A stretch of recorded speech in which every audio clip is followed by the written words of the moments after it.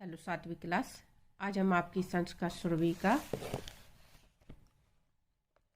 अष्टम पाठ समझेंगे। गुरु गोविंद सिंह। ये गुरु गोविंद सिंह के जीवन पर आधारित पाठ है। छात्रः आचार्य नमस्कारः। छात्र ने आचार्य जी से कहा नमस्कार। शिक्षका उपविशन्तु सर्वे, यानी सभी बैठे। कुलदीप आर्य पूर्वं धर्म रक्षकाणां वीरपुरुषाणां विवेकानन्दः शिवाजी महाराणा प्रतापः इत्यादीनां विषये श्रुतं, किन्तु गुरु गोविंद सिंहस्य विषये न जानामि। कुलदीप ने आचार्य से कहा कि पूर्वम धर्म रक्षकाणाम, यानी पूर्व में धर्म की रक्षा करने वाले वीर पुरुषों में विवेकानंद, शिवाजी, महाराणा प्रताप इत्यादि के विषय में जानता हूँ, इत्यादि के विषय में सुना है, किंतु गुरु गोविंद सिंह के विषय में नहीं जानता हूँ। प्रतापः महोदय वयं गुरु गोविंद सिंहस्य चरित्रं ज्ञातुम इच्छामः।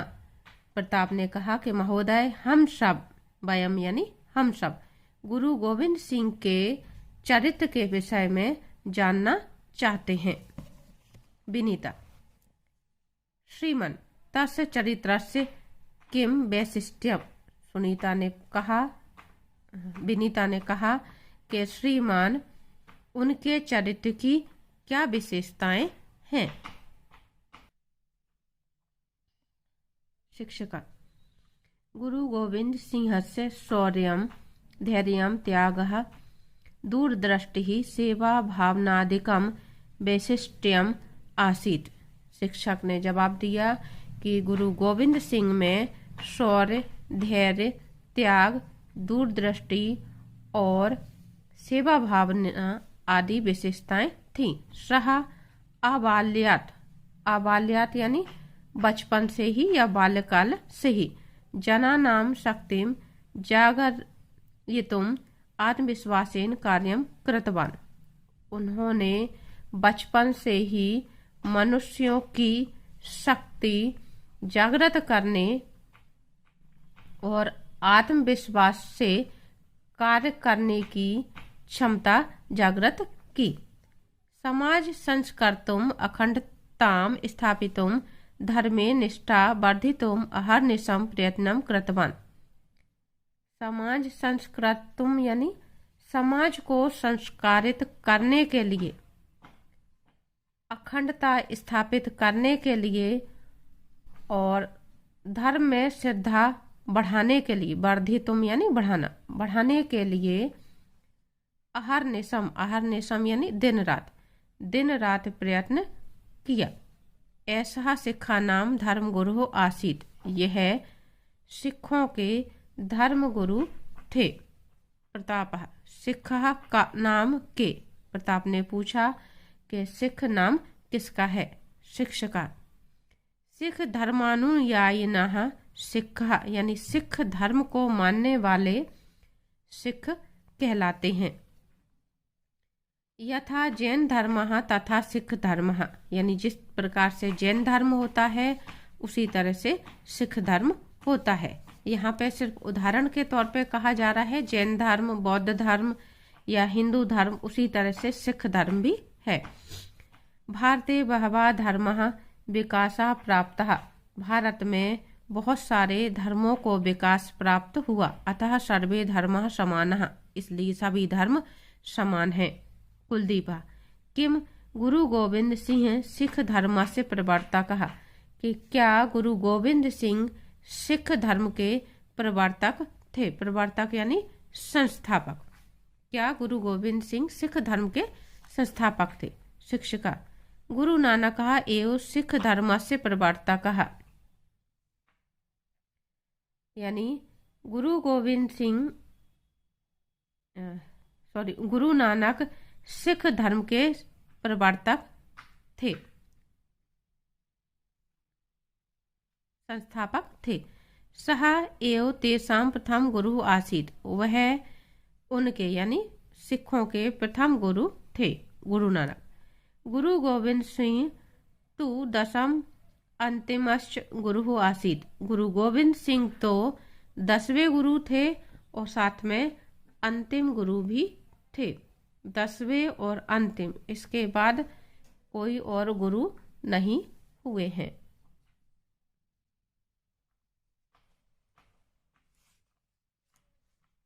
शिक्षक 1666 तमे वर्षे कार्तिक शुक्ल सप्तम्याम तस्य जननम पटना नगरे अभवत्। शिक्षक ने आगे कहा कि गुरु गोविंद सिंह से जन्म कदा अभवत्। गुरु गोविंद सिंह का जन्म कब हुआ? उसका जवाब दिया जा रहा है गुरु गोविंद सिंह का जन्म कार्तिक शुक्ल सप्तमी को पटना नगर में हुआ था। गुजरी तस्य माता महात्यागी समाज सेवकः गुरु तेग बहादुर तस्य पिता अस्ताम। उनकी माता का नाम गुजरी था। गुजरी उनकी माता तथा महात्यागी समाज सेवक गुरु तेग बहादुर उनके पिता थे।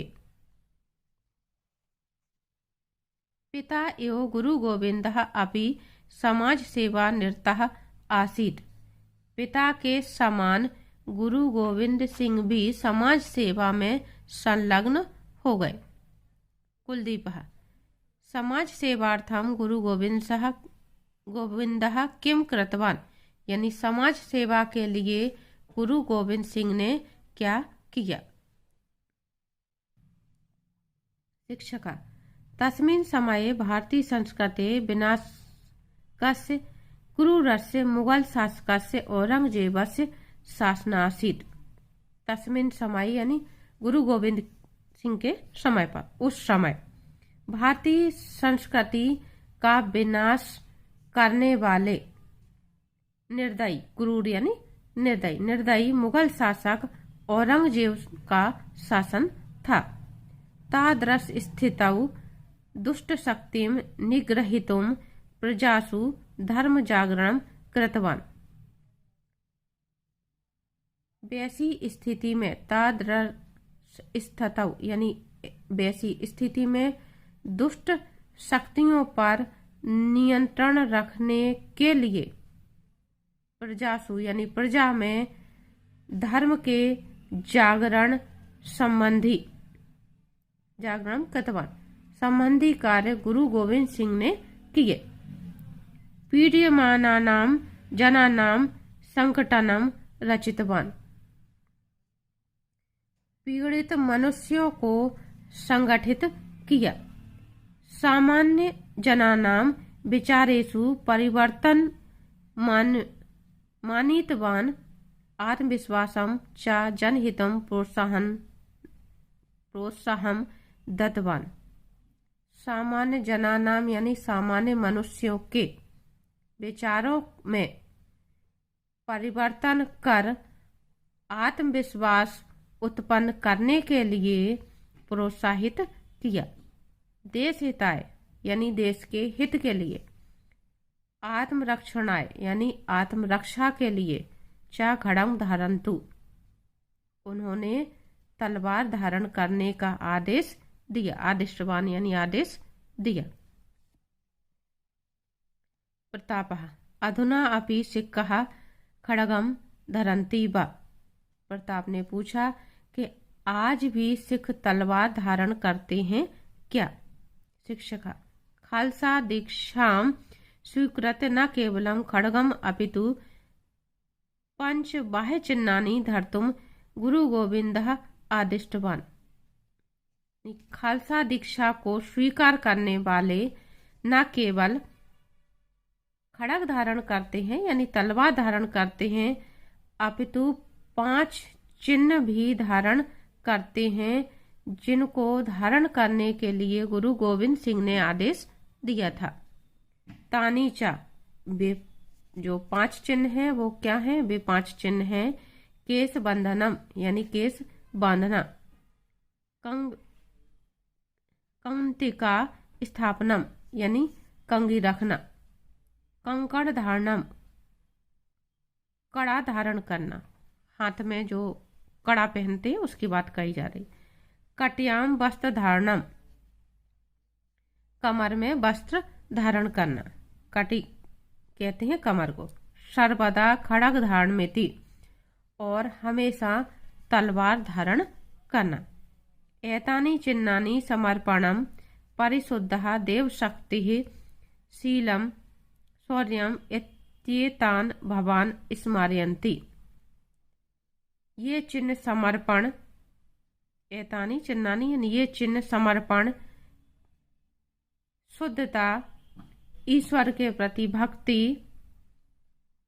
शीलता, शौर्य इत्यादि भावनाओं की याद दिलाते हैं। कुलदीप, खालसा दीक्षा नाम किम। कुलदीप ने आगे पूछा कि खालसा दीक्षा नाम क्या है। शिक्षका, खालसा नाम ईश्वरी दीक्षा, यानी जो खालसा नाम है वो ईश्वर की दीक्षा है, ईश्वरी दीक्षा का नाम है। ईश्वर से निश्चल आराधने एवं तीर्थ यात्राम दानम दया तपः संयमनच अस्तीति यह भावयति यस्य हृदये पूर्ण ज्योतिषः प्रकाशो अस्ति सः एव खालसा भवति।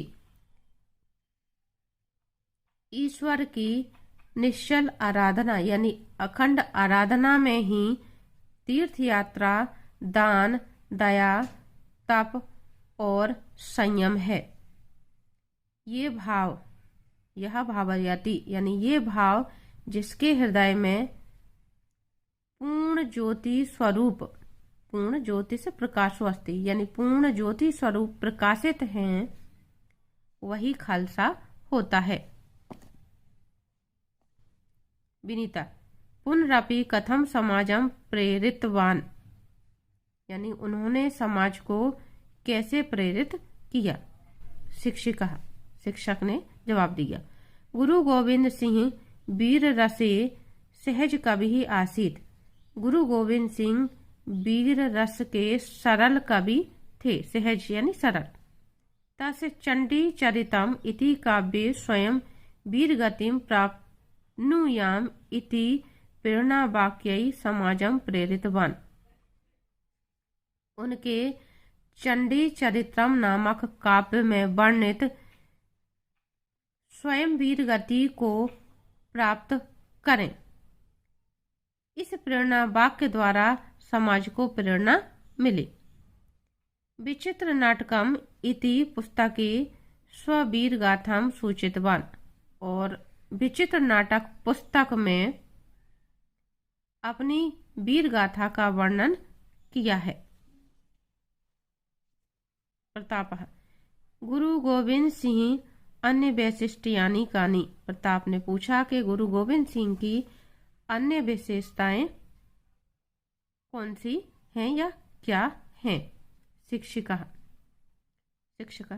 शिक्षक ने कहा, कबीरः गुरु नानकः सूरदासायः भक्तः आसान, यानी कबीर, गुरु नानक, सूरदास आदि भक्त थे।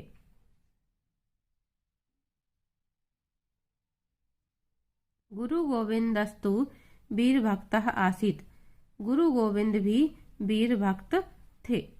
सह हिंदू शक्तिम संगठितवान, उन्होंने हिंदू शक्ति को संगठित किया। सर्वे समाना एकमेव भगवत ज्योतिः सर्वेषु ज्वलति इति तस्य अचलः विश्वासः आसीत्। सभी समान है, सर्वे समानः यानी सभी समान है, एकमेव भगवत यानी एक ही भगवान के, एक ही प्रकाश की ज्योति सभी में जलती है। विश्वास आसीत, यह उनका अटल विश्वास था। सज्जना नाम संरक्षणाय, सज्जनों की रक्षा के लिए, दुष्टा नाम विनाशाय, दुष्टों के विनाश के लिए, खड्गम गृहीत्वा युद्धम कुरु, तलवार धारण करके युद्ध करो। खड्गस्य जयो अस्तु, तलवार की जय हो। इति निनादम कुर्वन्, ऐसी घोषणा करते हुए, बहूनि युद्धानि कृतवान्, बहुत से उन्होंने युद्ध किए। 1689 वर्षस्य एप्रिल मासतः मृत्यु पर्यंत शत्रून् भायितवान्, तेषां हृदयेषु कंपन जनितवान्। 1689 में अप्रैल महीने से मरने तक शत्रुओं में भय पैदा करते हुए उनके हृदय को कांपाते हुए रहे और हिंदू धर्म की रक्षा की। हिंदू धर्मंच रक्षितवान, हिंदू धर्म की रक्षा की। विनीता, तस्य मुक्ति कदा अभवत्? विनीता ने पूछा उनकी मुक्ति कब हुई। शिक्षक, गुरु गोविंद सिंह 42 तमे वयसी 1708 तमे वर्षे अक्टोबर मासे सप्तमे दिनांके महाराष्ट्रस्य नांदेड़ प्राप्तम मुक्तिम प्राप्तवान। प्रांत है यहाँ पे, प्रांत। गुरु गोविंद सिंह के 42वें वर्ष 1708 ईस्वी में अक्टूबर मासे यानी अक्टूबर को सप्तमे दिनांक यानी 7 अक्टूबर को महाराष्ट्र प्रांत, महाराष्ट्र के प्रांत में नांदेड़ नामक स्थान पर, नांदेड़ ये नाम दिया हुआ है, नांदेड़ नामक स्थान पर गुरु गोविंद सिंह को मुक्ति प्राप्त हुई। तस्य उद्घोषम स्मरामः, उनका जो उद्घोष था वह हमें स्मरण रखना चाहिए। वाहे गुरु जी का खालसा, वाहे गुरु जी की फतेह। इसका जो मीनिंग है वो ये दिया हुआ है, खालसा ईश्वरीय भवति, ईश्वर से विजय निश्चित। वाहे गुरु जी का खालसा का मतलब है कि खालसा ईश्वर है और वाहे गुरु जी की फतेह का मतलब ईश्वर की विजय निश्चित है। तो ये आपका गुरु गोविंद सिंह के जीवन पर आधारित जो पाठ था वो समाप्त होता है। यहाँ पे उनके संघर्ष की पूरी कहानी बताई जा रही है। उम्मीद करती हूँ आपको समझ में आ गई होगी। आगे हम देखेंगे इसके प्रश्नोत्तर। आगे आपके शब्दार्थ दिए हुए हैं और उसके बाद आपका अभ्यास कार्य दिया हुआ है। सबसे पहले हैं आपके एक पदेन उत्तरम लिखत। पहला प्रश्न है आपका, सिखा नाम दशमः गुरु का आसीत, सिखों के 10वें गुरु कौन थे? उत्तर है आपका गुरु गोविंद सिंह। सिख धर्म प्रवर्तक कह आसीत, सिख धर्म के समर्थक संस्थापक कौन थे? तो इसका जवाब है आपका गुरु नानक। गुरु गोविंद सिंहस्य मातुः नाम किम, गुरु गोविंद सिंह की माता का नाम क्या था? उत्तर है आपका गुजरी।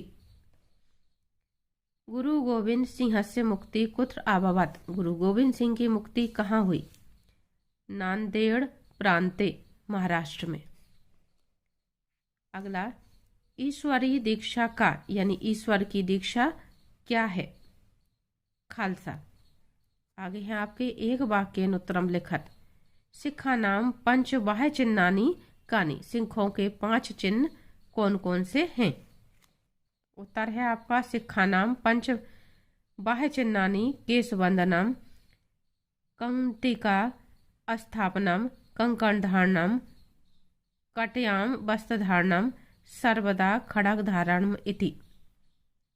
सिखों के बाह्य 5 चिन्ह हैं, केस बांधना, कंगी रखना, कड़ा धारण करना, कमर में वस्त्र धारण करना और हमेशा तलवार धारण करना। अगला प्रश्न है, गुरु गोविंद सिंह से जन्म कदा अभवत्, गुरु गोविंद सिंह का जन्म कब हुआ? 1666 तमे वर्षे कार्तिक शुक्ल सप्तम्यां तस्य जननम पटना नगरे अभवत, यानी 1666 में कार्तिक शुक्ल सप्तमी को उनका जन्म पटना नगर में हुआ। पटना नगर जो आज बिहार में है। कुत धर्मः विकासम प्राप्तः, कहाँ पर धर्मों ने विकास प्राप्त किया? तो जवाब है आपका कुत्र की जगह भारते। भारते बहवा धर्मः विकासम प्राप्तः, धर्मास विकासः प्राप्तः, या प्रश्न में से वैसा का वैसा ही देखकर लिखेंगे। भारत में बहुत से धर्मों का विकास हुआ। विदेशीयाः कीदृशाः आसन्, विदेशी लोग किस प्रकार के थे? विदेशीयाः भारतीय संस्कृति विनाशकाः आसन्, यानी विदेशी लोग भारतीय संस्कृति का विनाश करने वाले थे। अगला है आपका आचार्येण केषां कथा श्रावितः, आचार्य ने किसकी कथा सुनाई? आचार्येण गुरु गोविंद सिंहस्य कथा श्राविता, केषां की जगह पे हम लिखेंगे गुरु गोविंद सिंहस्य, बाकी हम प्रश्न में से वैसा का वैसे कथा श्राविता। आचार्य ने गुरु गोविंद सिंह की कथा सुनाई।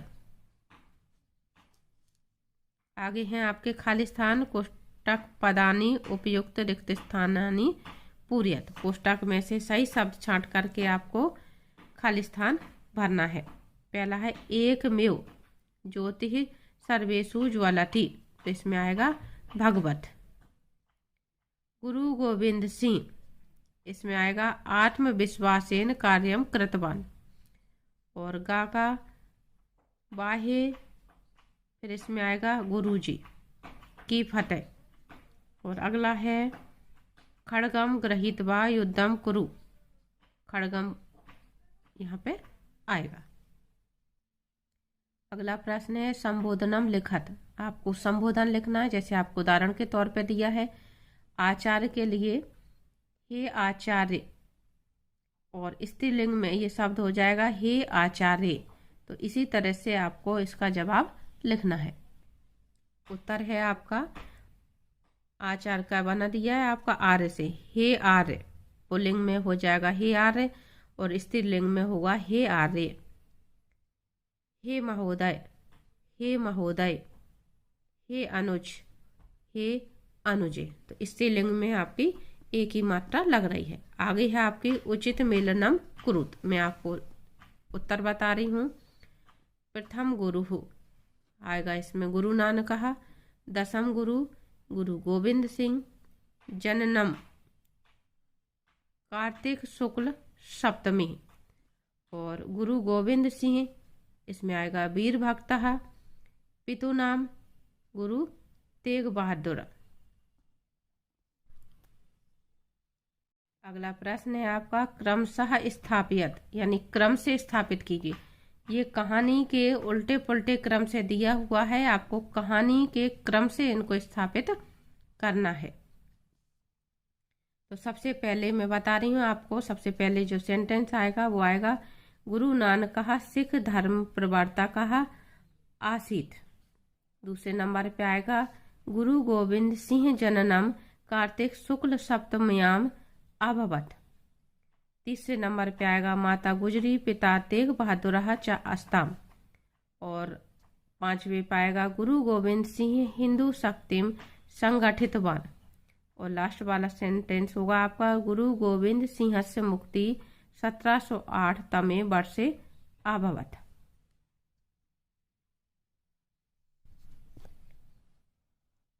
योग्यता विस्तार दिया जा रहा है आपका आचार्य से सहयोगेन सिख धर्म प्रवर्तकस्य गुरु नानकस्य विषय जानन्तु। शिक्षक की सहायता से सिख धर्म के संस्थापक गुरु नानक के विषय में जाने। तो ये मैं आपको गुरु नानक के विषय में 5 वाक्य यहाँ पे बता रही हूँ। गुरु नानक एवं सिख धर्मस्य प्रवर्तकः, यानी गुरु नानक ही सिख धर्म के प्रवर्तक थे यानी संस्थापक थे। गुरु नानक एवं सिख धर्म से प्रथम गुरु आसीत, और गुरु नानक ही सिख धर्म के प्रथम गुरु थे। गुरु नानकः भक्तः आसीत्, गुरु नानक भक्त थे। गुरु नानकस्य जन्म अधुना पाकिस्तान देशे लरकाना स्थले भवत्, गुरु नानक का जन्म आज के पाकिस्तान में लरकाना नामक स्थान पर हुआ था।